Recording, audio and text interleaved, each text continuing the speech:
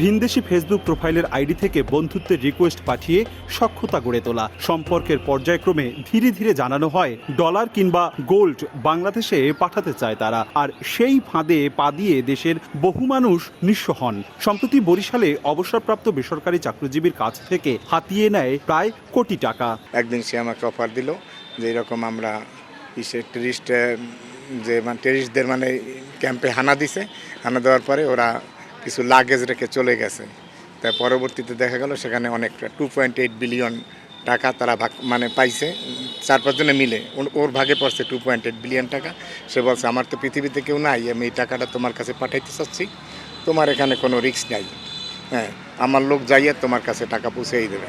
সে আমাকে ওই ডলারের বাস্কের ছবি দেখাইছে, ডলার শুদ্ধ। সে টাকা চাইলে 45,000 টাকা দিলেই হয়ে যাবে। আমি বুঝতে পারতেছি মনে হয় আমি হয়ে গেছি, প্রতারিত হয়ে গেছি। আবার তার আচরণে মনে গেলাম না হয়তো বা সত্যই এই আর কি করে 78 লাখ টাকা দেওয়ার পরে তখন আমি থেমে গেছি যে আর কোনো টাকা পয়সা দিব না। নগদের কাছে সব গ্রাহকই প্রিয়, তাই তো সারা দেশে ক্যাশ আউট চার্জ সবচেয়ে কম। তারা টোটাল এটার ভিতরে যতটুকু বুঝলাম, তারা বিভিন্ন আগে হচ্ছে এইজের যে লোকগুলো আছে বৃদ্ধ বয়সের, তাদের ফ্যামিলি স্ট্যাটাসগুলো তারা তাদের সাথে ফেসবুকে অ্যাড হয়ে ফ্যামিলি স্ট্যাটাসগুলো করে যে আসলে তাদের ফ্যামিলি ব্যাকগ্রাউন্ড কীরকম, বা তারপর বিভিন্ন সময়ে তারা যতটুকু দেখলাম যে কখনো মেয়ে, কখনো ভাই, কখনো বোন, এইরকম করে ইমোশনালি মানুষকে ব্ল্যাকমেল করে এই চক্রটা বিভিন্নভাবে টাকা আত্মসাৎ করছে। এরা খুব শক্ত প্রযুক্তির মাধ্যমে এই কাজগুলো করে থাকে। প্রথমে অল্প পুঁজির মাধ্যমে এরা ট্র্যাপে ফেলে। এরপর দেখা গেছে যখনই আমরা দেখবো যে আমার 5 লক্ষ টাকা ইনভেস্ট হয়ে গেছে, তাকে দিয়েছি, বাকি টাকাগুলো ফেরত পাওয়ার জন্য আমি আস্তে আস্তে করে কিছু কিছু টাকায় অল্প অল্প করে, কোনো সময় বেশি করে আমি সম্পূর্ণ টাকা দিয়েছি।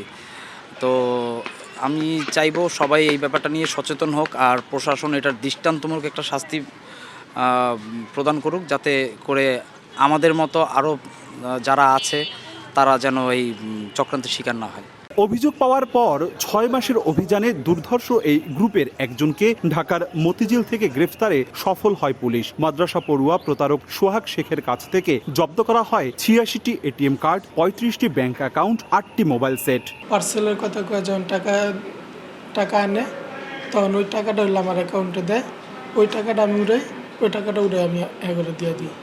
যখন যে ব্যাংকে টাকা আয় তখন ওই ব্যাংকের থেকে আমি টাকাগুলো উঠি। গোপন সংবাদের ভিত্তিতে জানতে পারি সে মতিঝিলে একটা ব্যাংকে লেনদেন করার জন্য অবস্থান করতেছে।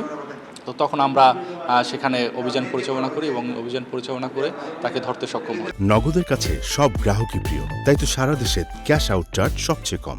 বরিশাল মেট্রোপলিটন পুলিশ সংবাদ সম্মেলনে জানায়, রাজধানীর মতিঝিল থেকে প্রতারক সোহাগকে গ্রেফতার করা হয়েছে। 5টি ওয়ারেন্টের এই আসামির সঙ্গে দেশ ও বাইরের প্রতারকরা জড়িত। আমাদের তদন্তটা চলমান আছে এবং আমরা আশা করছি যে হয়তো বাকি যারা আছে তাদেরকেও শনাক্ত করতে সক্ষম হব। ভুয়া নমিনি ঠিকানা দিয়ে অর্ধশত ব্যাংক অ্যাকাউন্টে গত 1 মাসে কয়েক কোটি টাকা হাতিয়ে নিয়েছে। অপূর্ব অপু, সময় সংবাদ, বরিশাল।